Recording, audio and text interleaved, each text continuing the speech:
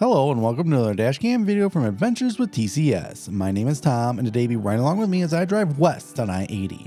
But first of all, I'd like to tell you how excited I am to share with you these videos from my 2022 trip to Western Nevada and far eastern California. I hope you guys will enjoy riding along with me, and if you do, I'd always appreciate a like or a comment to encourage me as I try to travel down all the best highways that America has to offer.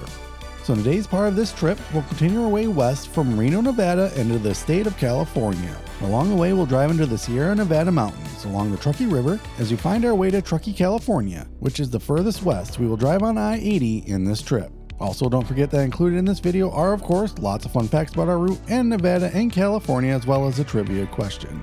The trip this video is from will feature a little bit of everything as we travel some new and familiar places, including the lonely US 50 in Nevada, the scenic $1 Million Highway in Colorado, the amazing Bryce, Canyonlands, and Zion National Parks, and of course, hundreds of scenic miles in my favorite states of Utah and Colorado.